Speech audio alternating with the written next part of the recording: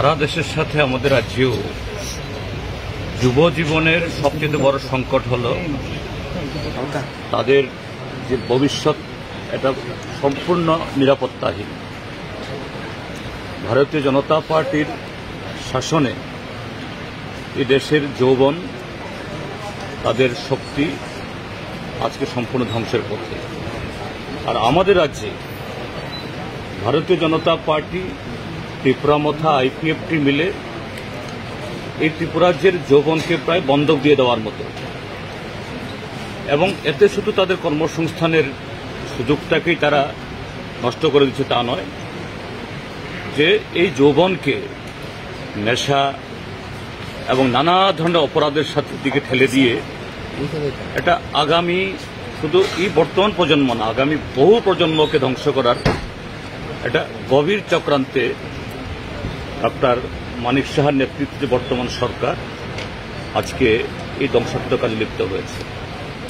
আমাদের যুব সংগঠন ট্রাইবাল ইউথ ফেডারেশন, তার সাথে ট্রাইবাল স্টুডেন্টস ইউনিয়নও আছে, এবং ভারতের গণতান্ত্রিক যুব ফেডারেশনও, তারা এই যৌবনের ভবিষ্যৎকে রক্ষায় এই রাজ্যকে সমূহ ধ্বংস থেকে কিভাবে বাঁচানো যায় তার জন্য তারা এই আন্দোলনে নেমেছে।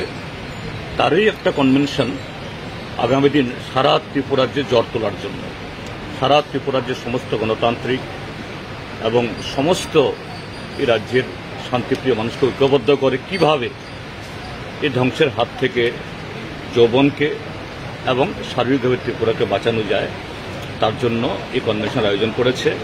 আমি তাদের উৎসাহিত করার জন্য, তাদের এই সংগ্রামের সাথে সমস্ত গণতান্ত্রিক শক্তিকে লয় করার জন্য এখানে এসছি আজকে, এবং আপনারা দেখছেন বিশাল সংখ্যক যুবক হাজির হয়েছেন।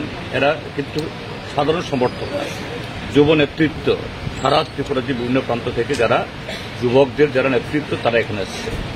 আগামী দিনে সারা ত্রিপুরাজ্যে গণতান্ত্রিকভাবে এই আন্দোলনের ঢেউ তারা তুলবেন, তার লক্ষ্যেই আজকের কনভেনশন।